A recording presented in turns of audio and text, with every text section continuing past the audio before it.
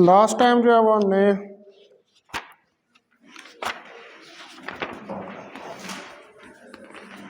Displacement, actual displacement, generalized force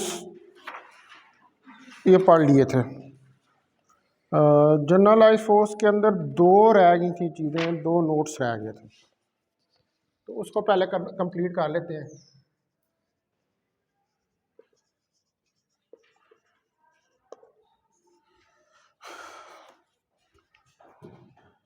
तो 2 point जो था 1 मैंने करवा दिया था। जो सेकंड पॉइंट था कि अगर हमारे पास एक्सटर्नल या एक्चुअल फोर्स जो है, द एक्सटर्नल और एक्चुअल फोर्स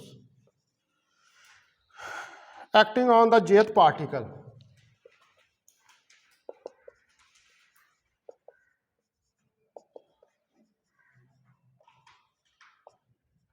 अगर वो एक्ट कर रही है किसी jth पार्टिकल के ऊपर, तो उसकी वैल्यू क्या होगी, हमारे पास इक्वेशन क्या होगी उसकी, कि F J that is equal to F J ए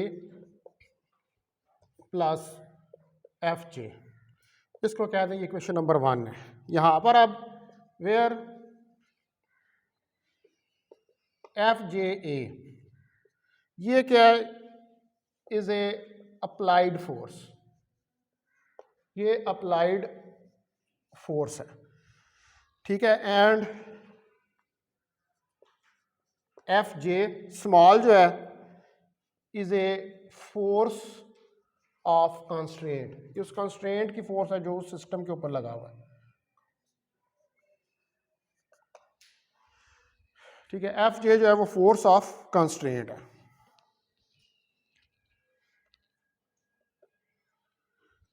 ठीक है, इसको यानी कि वो जो जनरलाइज फोर्स है हम इसको इस फॉर्म में भी राइट डाउन कर सकते हैं। अब जो न्यूटन की इक्वेशन ऑफ मोशन है,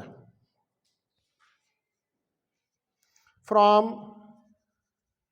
न्यूटन इक्वेशन ऑफ मोशन,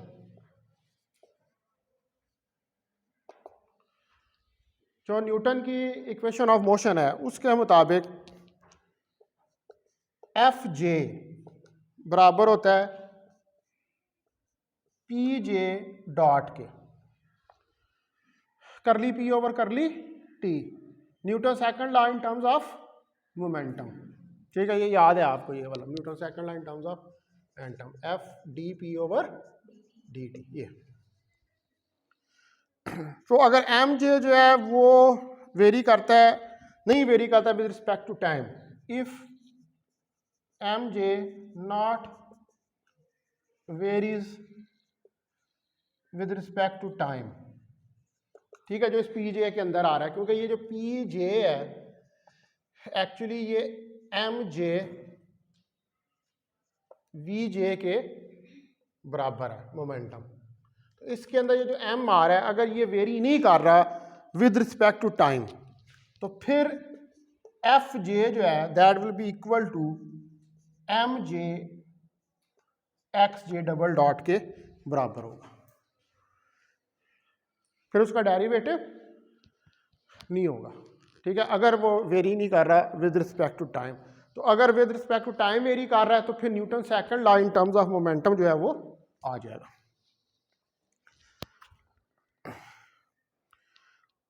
उसके बाद इसके अंदर जो थर्ड पॉइंट है, अगर सिस्टम ऑफ पार्टिकल्स जो है, if a system of particles is in equilibrium, वो इक्विलिब्रियम में है, ठीक है। अगर सिस्टम ऑफ पार्टिकल जो है वो इक्विलिब्रियम में है तो देन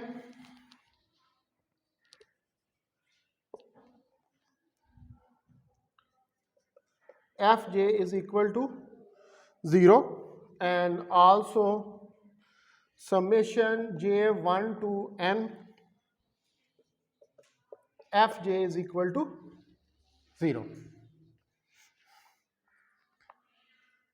और जो वर्चुअल वर्क डन है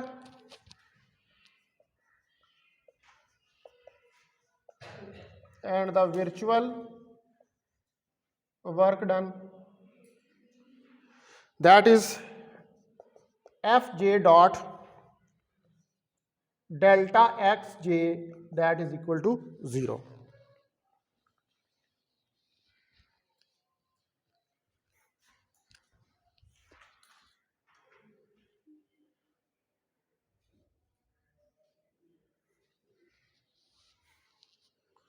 ठीक है, तो यानी कि आप ये कह सकते हैं कि जो डेल्टा W है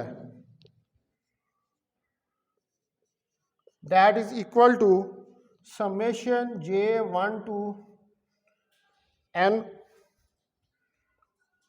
Fj dot delta xj is equal to 0, क्योंकि वर्चुअल वर्क डन जो है दैट इज इक्वल टू 0। या हम ये भी लिख सकते हैं और कि डेल्टा W जो है that is equal to J1 to N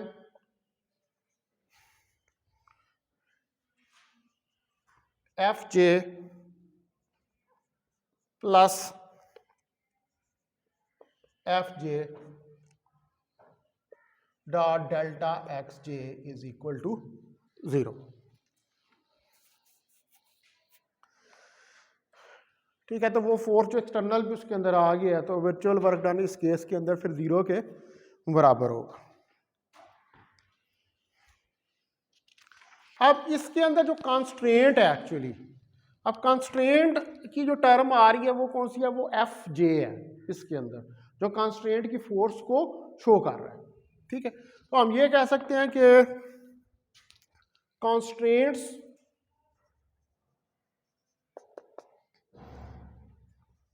और वर्कलेस, तो कंस्ट्रेंट्स जो है फिर वो वर्कलेस है इस केस में कि J1 to N F of j dot delta xj is equal to 0।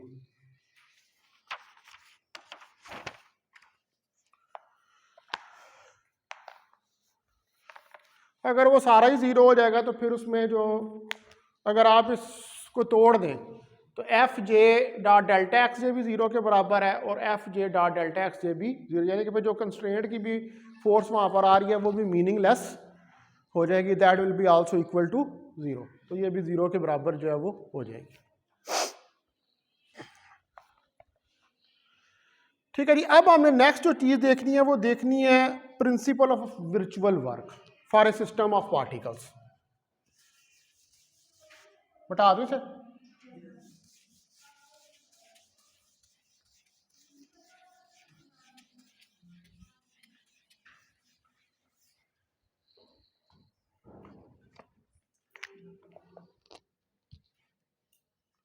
Principle of virtual work for a system of particles।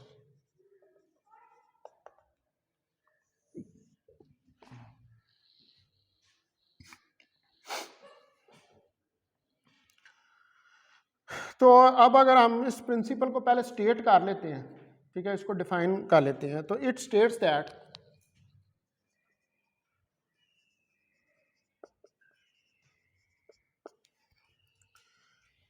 a system of particles, एक जो सिस्टम ऑफ पार्टिकल्स है, यानी कि पार्टिकल्स का एक पूरा सिस्टम है, सब्जेक्ट टू वर्कलेस कंस्ट्रेंट्स, जो कि सब्जेक्ट है किसे, वर्कलेस कंस्ट्रेंट, अभी पीछे हमने पढ़ा है वर्कलेस कंस्ट्रेंट्स को, is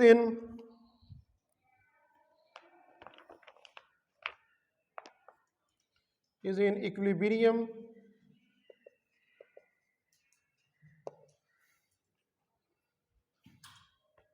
if zero virtual work is done।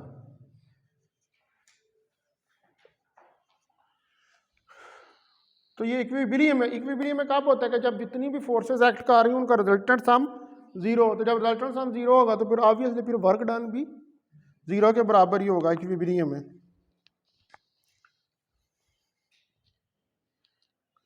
By the applied forces in any arbitrary infinitesimal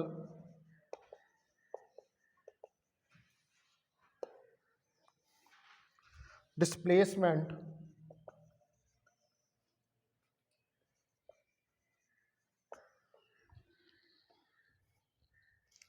consistent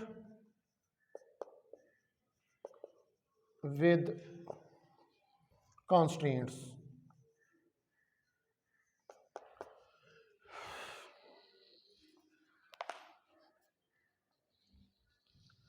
ठीक है, तो इसका मतलब है कि that is summation J1 to n FJA dot delta XJ is equal to 0। तो अगर यहां पर if FJA plus FJ is equal to 0 तो फिर summation J1 to n FJ plus FJ is equal to 0।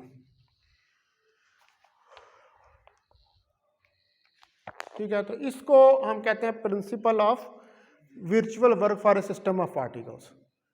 तो अगर कोई सिस्टम ऑफ पार्टिकल्स जो है वो उस केस के अंदर आप ले रहे हैं कि जब कंस्ट्रेंट्स वर्क लेस हैं, तो फिर ये सिस्टम आपका इक्विलिब्रियम में होगा। और जब सिस्टम इक्विलिब्रियम में होगा तो इसका मतलब है कि उसके ऊपर जो resultant sum of forces act कर रही हैं वो जीरो के बराबर हैं। तो जब रिजल्टेंट सम ऑफ फोर्सेस जो एक्ट कर रही हों वो जीरो के बराबर हों तो इसका मतलब है कि फिर वर्क डन भी जीरो होगा। तो इसको हम कहते हैं प्रिंसिपल ऑफ वर्चुअल वर्क। ठीक है, जिसमें आप वर्क डन को जीरो के बराबर ले रहे हैं। कब? इन केस ऑफ इक्विलिब्रियम, जब आप इक्विलिब्रियम जो है उसकी बात कर रहे हैं।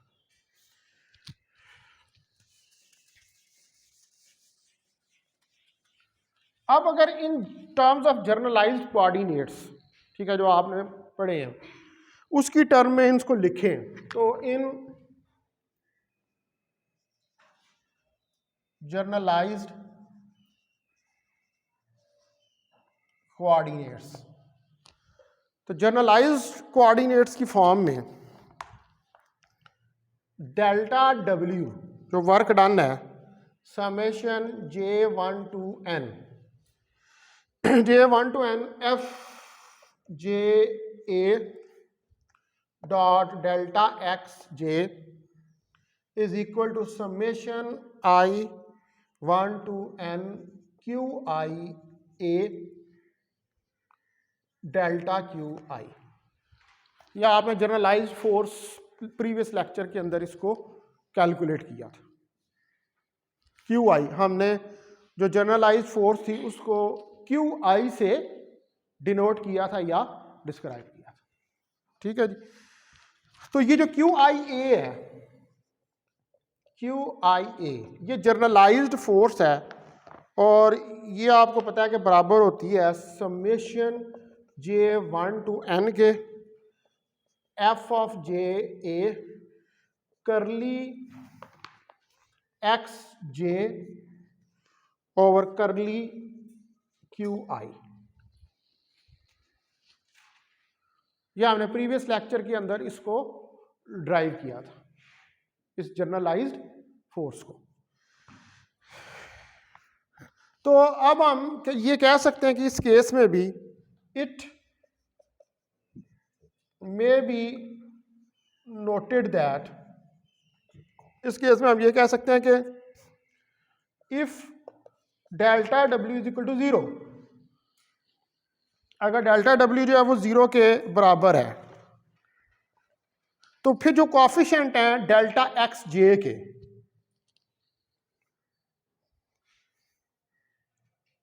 अगर इसके बराबर है तो the coefficients of delta X J, जो कोएफिशिएंट्स हैं डेल्टा एक्स जे के, can not be set equal to zero, can not be set equal to zero. तो ये जो कोएफिशिएंट्स हैं डेल्टा एक्स, इनको हम जीरो नहीं रख सकते because delta X J are all not independent, कि सारे डेल्टा एक्स से जितने भी आप जे वहाँ पर 1 2 3 4 आगे n तक जा रहा है, तो वो जितने कोएफिशिएंट्स हैं उसके डेल्टा एक्स जे के वो सारे एक दूसरे से इंडिपेंडेंट नहीं है। अगर इंडिपेंडेंट होते तो फिर हम उन सब को जीरो के बराबर, अब चूंकि इंडिपेंडेंट नहीं है, एक दूसरे के ऊपर डिपेंड कर रही हैं वो, तो फिर हम उन सारों को जीरो के बराबर जो है वो नहीं रख सकते, because delta X J are not all independent, कि ये सारे जो हैं ये इंडिपेंडेंट नहीं है, but depend upon the constraints.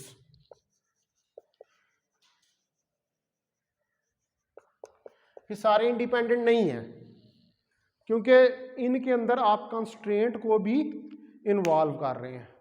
तो वो सिस्टम जो पार्टिकल्स का है उसके ऊपर कंस्ट्रेंट एक्ट करते हैं, तो जब कंस्ट्रेंट एक्ट करते हैं तो फिर कंस्ट्रेंट की वजह से सारे जो कोऑर्डिनेट्स है वो एक दूसरे से इंडिपेंडेंट नहीं हो सकते। वो कंस्ट्रेंट्स की वजह से, जो कंस्ट्रेंट्स की इक्वेशन आ रही होती हैं उनकी वजह से वो कोऑर्डिनेट्स एक दूसरे के साथ रिलेटेड होते हैं। ठीक है, तो इस वजह से फिर हम इन सब को जो है वो जीरो के बराबर तो नहीं ले सकते।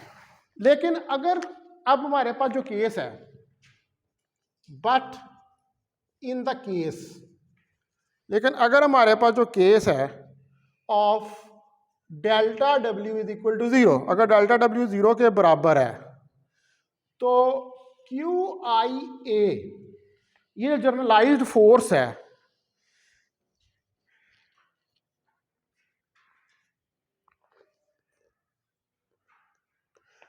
Can set to zero. इसको आप जीरो के बराबर जो है वो रख सकते हैं, यानी कि क्यू आई को जीरो कर सकते हैं अगर डेल्टा डब्ल्यू जीरो है। And conditions of equilibrium will be fulfilled। तो फिर जो कंडीशंस हैं इक्विलिब्रियम की वो फुलफिल हो जाएंगी, क्योंकि यहां पर जो डेल्टा क्यू आई आ रहे हैं इसके अंदर, ये इस केस में ये डेल्टा क्यू आई जो है वो एक दूसरे से क्या हो जाएंगे, independent. In this case, delta qi are independent of each other। ये एक दूसरे से इंडिपेंडेंट। तो अब इसका मतलब ये है कि अगर इस चीज को देखें कि अगर इक्विलिब्रियम प्रीवेल कर रहा हो, यानी कि सिस्टम जो है वो इक्विलिब्रियम में हो, तो इक्विलिब्रियम में सिस्टम का मतलब ये है कि जो आपका वर्चुअल वर्क डन है then it will be equal to zero, और जब कोई वर्क डन नहीं हो रहा तो इसका मतलब है कि फिर वो जो जनरलाइज्ड फोर्स एक्ट कर रही है, वो जनरलाइज्ड फोर्स का जो रिजल्टेंट सम है that will be equal to zero. और जब ये सारी टर्में जीरो के बराबर होंगी तो ये किस वक्त जीरो के बराबर होंगी कि जो क्यू आई जर्नलाइज्ड कोऑर्डिनेट्स हैं वो एक दूसरे से इंडिपेंडेंट। लेकिन अगर वो एक दूसरे से इंडिपेंडेंट नहीं है तो फिर वहां पर कंस्ट्रेंट्स आ जाती हैं, और कंस्ट्रेंट्स की वजह से ये जनरलाइज्ड कोऑर्डिनेट्स जो हैं ये एक दूसरे के ऊपर डिपेंड करना, क्योंकि बता नहीं पाते उस इक्वेशन के अंदर वो आने शुरू हो जाते हैं कंस्ट्रेंट। वो अभी हम जब राइट डाउन करेंगे तो हमें पता चलेगा, ठीक है, कि वो इंडिपेंडेंट नहीं रहते। तो इसको हम क्या कहते हैं, principle of virtual work done. अब इसी की बेस के ऊपर, ये जो principal of virtual work done है, इसी की बेस पर हमने डी लैम्बर्ट प्रिंसिपल जो है उसको स्टडी करना, और फिर उस डी लैम्बर्ट प्रिंसिपल से हमने लैग्रांज इक्वेशन ऑफ मोशंस जो है उनको कैलकुलेट करके देखना है। समझ आ गई बात यहां तक? ठीक है जी। अब नेक्स्ट जो हमें चीज स्टडी करनी है वो डी लैम्बर्ट प्रिंसिपल को स्टडी करना है।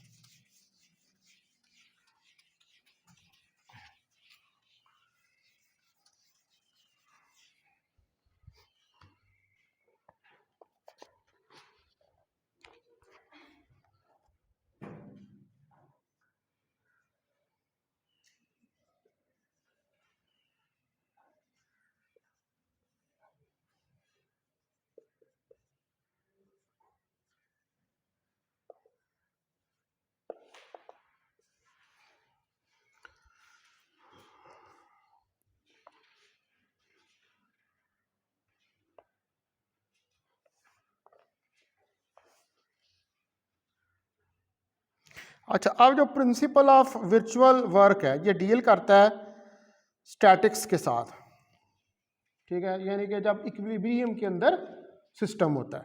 तो जो डी लैम्बर्ट है इसको यूज करते हैं to deal with motion of the system, यानी कि जब सिस्टम जो है वो मूव कर रहा है। तो जब सिस्टम मूव कर रहा होगा तो वो भी इक्विलिब्रियम में सकता है, अगर वो कांस्टेंट वेलोसिटी के साथ मूव कर रहा है तो फिर इक्विलिब्रियम में है। इक्विलिब्रियम उसका कब डिस्टर्ब होता है, जब उसके अंदर एक्सेलरेशन जो है वो प्रोड्यूस होता है, ठीक है। तो जो प्रिंसिपल है, the principle of virtual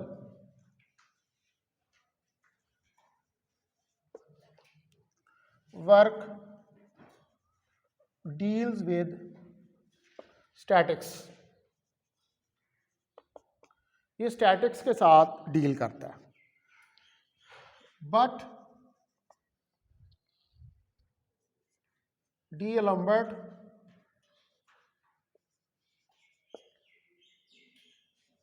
principal used to deal with motion of the system।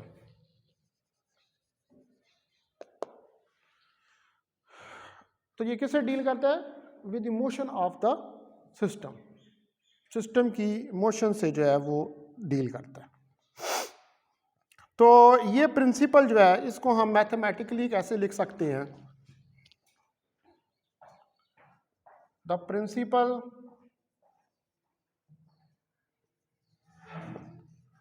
Can be written as, इसको हम लिख सकते हैं कि summation j1 to n fj of a minus pj dot delta xj is equal to 0।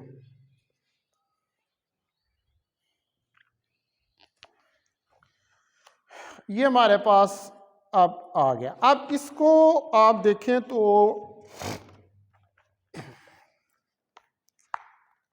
Principal of virtual work को देखें और इसको देखें तो इसमें क्या फर्क हमें नजर आ रहा है?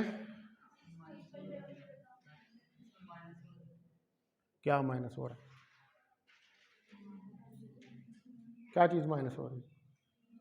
पीजे, व्हाट इज पीजे? हाँ, पीजे इज फोर्स। शुक्र, स्पीड के ऊपर डार्ट तो है, लेकिन वो तो चलो डार्ट को तो है तो मोमेंटम है ना, rate of change of momentum है, ठीक है। अच्छा, अब जो पीछे था उसके अंदर क्या फर्क था, इसमें और उसमें क्या फर्क है? उसके अंदर जो है आप पी जे डॉट जैसी कोई टर्म जो है उसको ऐड नहीं कर रहे थे या सबट्रैक्ट नहीं कर रहे थे। क्यों? क्योंकि वो स्टैटिक्स थी। स्टैटिक्स के अंदर मोमेंटम तो नहीं आता। किसी बॉडी का मोमेंटम कब होता है? अब ये ना कह देना कि जब रुकी होती है तो उसका मोमेंटम होता है। ठीक है, फिर न्यूटन को भी, फिर उसकी भी आत्मा जो है ना, उसको भी सुकून नहीं आएगा, तुम लोगों को रात को डराएगी। ठीक है, तो ये पी जे, यानी कि पी जे क्यों यहाँ पर आया? इसलिए आया कि अब जो है वो आपके पास, मैंने ऊपर क्या लिखा है कि ये मोशन के साथ डील करता है, स्टैटिक्स के साथ डील नहीं करता। जो सिर्फ प्रिंसिपल ऑफ वर्चुअल वर्क है वो सिर्फ स्टैटिक्स के साथ डील करता है। ठीक है, अब इसमें थोड़ी सी आपने क्या कर दिया, एक्सटेंशन कर दी है। अब सिस्टम, जब स्टैटिक सिस्टम होता है तो उसको सॉल्व करना आसान होता है ऑब्वियसली, लेकिन जो ही वो मूव करना शुरू करता है तो उसको जरा जो है वो सॉल्व करना मुश्किल हो जाए। तो पहले आपको स्टैटिक्स बताएंगे कि स्टैटिक्स के अंदर जो है वो हम किस तरह राइट डाउन करते हैं। अब ये जो प्रिंसिपल ऑफ वर्चुअल वर्क है ये डी लंबर्ट बन जाता है जब आप इसके अंदर मोशन को इंक्लूड कर देते हैं। ठीक है, और मोशन को इंक्लूड करने की सबसे बड़ी चीज ये है कि इसमें ये मोमेंटम की टर्म आ रही है। अब हम इसका प्रूफ देखना है इस प्रिंसिपल का कि ये वाली चीज जो है ये हम कैसे निकाल सकते हैं।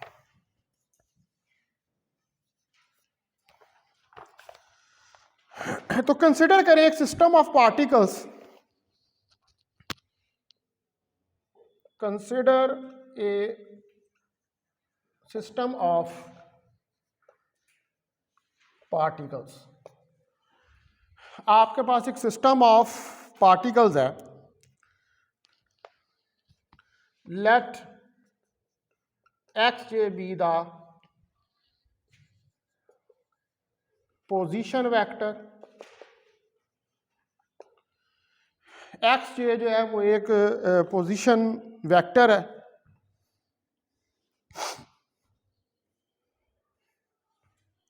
और एफ जे जो है वो टोटल फोर्स है and F J is the total force, और ये टोटल फोर्स है acting on the jth particle.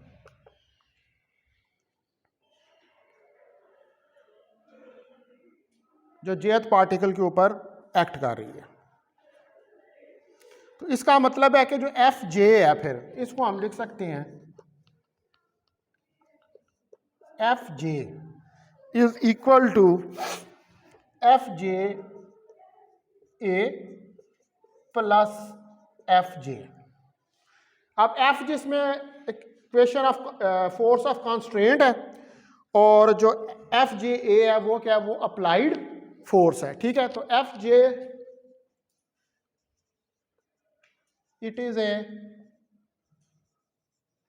Applied force. ठीक है, तो एफ जे ए जो है ये क्या है, ये अप्लाइड फोर्स है और एफ जे जो है ये फोर्स ऑफ कॉन्स्ट्रेंट है। It is a force of constraint. तो ये फोर्स ऑफ कॉन्स्ट्रेंट है acting on the jth particle, acting on the jth particle, जो कि jth पार्टिकल के ऊपर एक्ट कर रही है।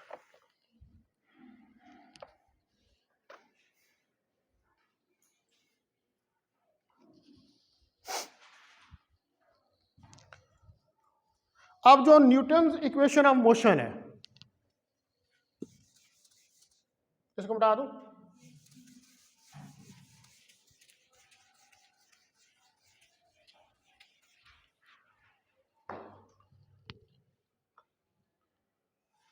Now by Newton's equation of motion. अब जो न्यूटन की इक्वेशन ऑफ मोशन है, F J P J dot के बराबर होती है। ये वही है Newton second law in terms of momentum.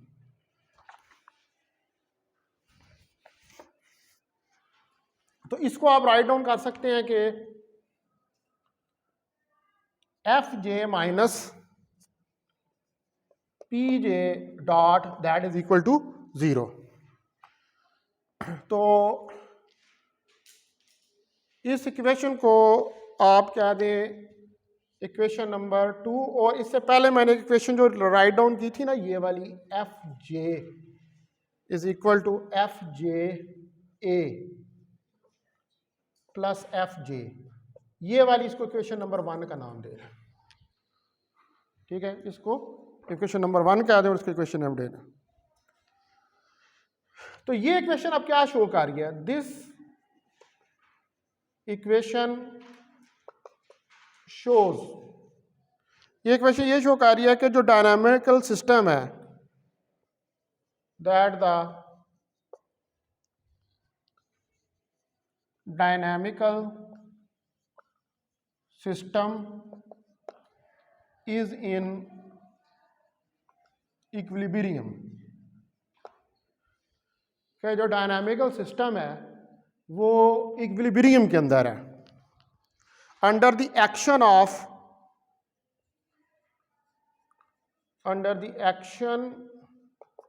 Of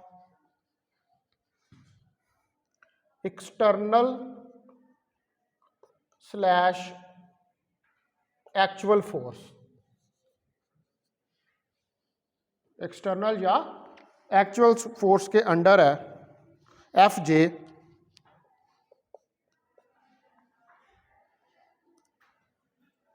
and A reversed force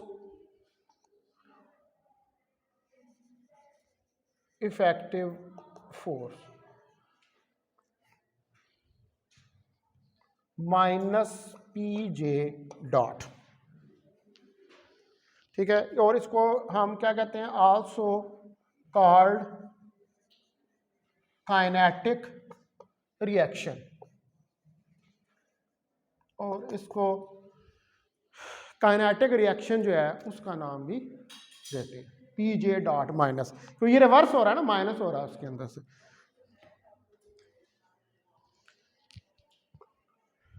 ठीक है जी, तो ये अब इक्वेशन जो ये है इसका फिजिकल मीनिंग क्या है कि एफ जे जो है ये वो फोर्स है जो एक्ट कर रही है डायनामिकल सिस्टम के ऊपर। डायनामिकल सिस्टम का मतलब ये है कि वो सिस्टम के जो मूव कर रहा है, ठीक है, और उसके अंदर टाइम एवोल्यूशन आ रहा है। और माइनस पी जे जो है ये आपके पास एक रिवर्स फोर्स है। ठीक है, यानी कि वो रिवर्स फोर्स है कि जो विद रिस्पेक्ट टू टाइम जिसके अंदर चेंज आ रहा है, यानी कि उसका जो मोमेंटम है। तो बेसिकली ये आपके पास क्या चीज बन जाती है कि ये एफ जे जो है एक्चुअली ये curly P J over curly T के बराबर है। ठीक है, rate of change of momentum with respect to time, with respect to evolution. यानी कि बेसिकली ये इक्वेशन जो है डायनामिकल सिस्टम के टाइम एवोल्यूशन को डिस्क्राइब कर रही है। यानी कि जो सिस्टम के ऊपर फोर्सेस एक्ट कर रही हैं, उन फोर्सेस की वजह से सिस्टम के अंदर जो है वो मोमेंटम जनरेट हो रहा है। ठीक है ना, सिस्टम के अंदर मोमेंटम जनरेट हो रहा है, और मोमेंटम जो जनरेट हो रहा है वो मोमेंटम तो खैर अगर फोर्सेस ना भी एक्ट कर रही हो तो फिर भी मोमेंटम होता है। अगर कोई बॉडी कांस्टेंट वेलोसिटी के साथ मूव कर रहे हो तो मोमेंटम तो उसका भी होता है। लेकिन अगर फोर्स एक्ट करे तो बाय न्यूटन सेकंड लॉ जब फोर्स एक्ट करती है तो उसके अंदर एक्सेलरेशन प्रोड्यूस होता है। ठीक है, तो ये अब जब ये momentum with respect to time change होगा तो इसका मतलब है कि सिस्टम जो है वो एक्सेलरेट कर रहा है। ठीक है, इसको अब यहाँ तक रखें, फिर इसको आगे अभी ये रहता है इसको प्रूव करके देखेंगे।